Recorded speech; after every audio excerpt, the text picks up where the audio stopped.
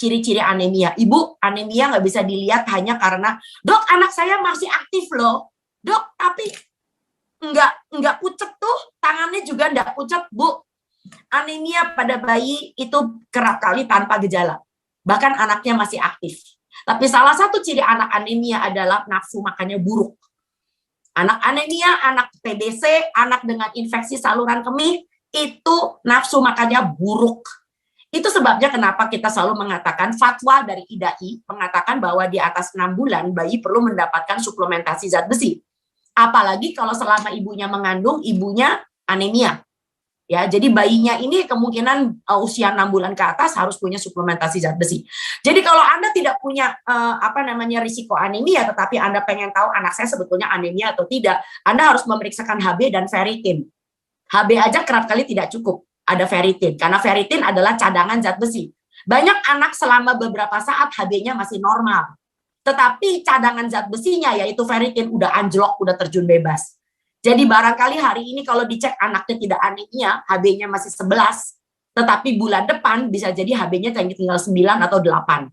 Oke, Ibu yang dari Brisbane. Halo Ibu, jauh sekali dari Australia. Wah, kerennya. So, terima kasih banyak Australia, Anda ikut menonton, jam berapa di sana? So, saya mempunyai prinsip yang disebut dengan di mana langit dijunjung, di situ bumi dipijak.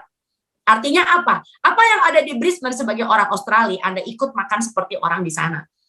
So, di Brisbane barangkali tidak menggunakan santan, tidak menggunakan minyak ayam, tapi Anda di situ betul-betul punya butter khusus untuk babies and infants. Wow, Anda bisa pakai itu.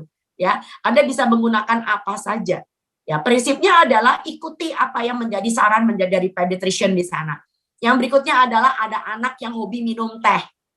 Usianya baru sekian, waduh, baru di bawah 2 tahun udah. Bu, saya cuma kasih tahu, teh dan kopi itu menghambat penyerapan zat besi. Dan terutama bicara tentang teh. Jadi teh tidak diperkenalkan kepada anak-anak, terutama balita. Karena apa? Nomor 1, diuretik. Artinya anak ini gampang pipis. Padahal anak-anak itu perlu dijaga, tidak boleh dehidrasi. Yang kedua, kalau minum teh pada waktu makan, maka teh ini akan menghambat penyerapan zat besi. Lalu bagaimana dengan kopi? Dari nenek-nenek yang katanya zaman dulu mengatakan supaya anti kejang, supaya anaknya jadi kuat, tidak mudah kejang. Itu salah besar. Karena anak itu tidak kejang itu bukan karena diberi minum kopi.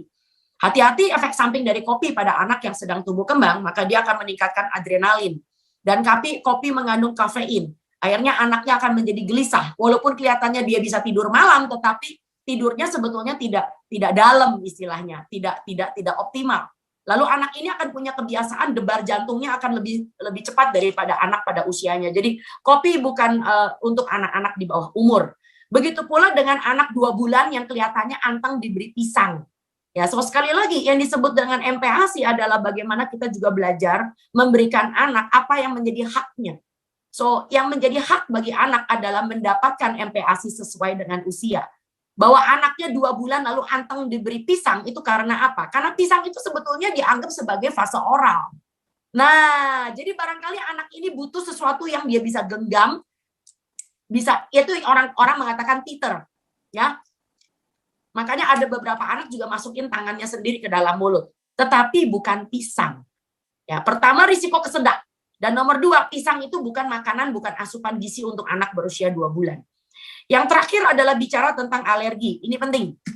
Ya, banyak ibu-ibu tidak bisa membedakan antara alergi dari makanan dan alergi yang sebabnya karena hal-hal lain. Ruam tidak selalu alergi dari makanan. Ya, ini ada seorang ibu yang mengatakan anaknya ngucek-ngucek mata terus. Lalu padahal anaknya masih ASI eksklusif. Jadi ibunya dilarang makan telur, ibunya dilarang makan seafood, dan akhirnya anaknya tetap aja belekan. So barangkali ini bukan alergi dari makanan si ibu. Ini adalah anaknya kena infeksi mata. Jadi hati-hati kalau Anda pergi ke nakes, bukan berarti nakes itu 100% selalu benar setiap saat. Ya, nakes itu juga mempunyai falsifikasi, ada kemungkinan salah. Itu sebabnya kita para dokter menggunakan yang namanya differential diagnosis. Artinya diagnosa diferensial, diagnosa pembanding. Ya, jadi bahasanya adalah anak ini mukanya ngucek-ngucek, bisa kemungkinan memang dia alergi, bisa juga kemungkinan karena dia punya alergi dari eksternal, bukan karena dari makanan dari ibunya. Ya, jadi ini penting sekali.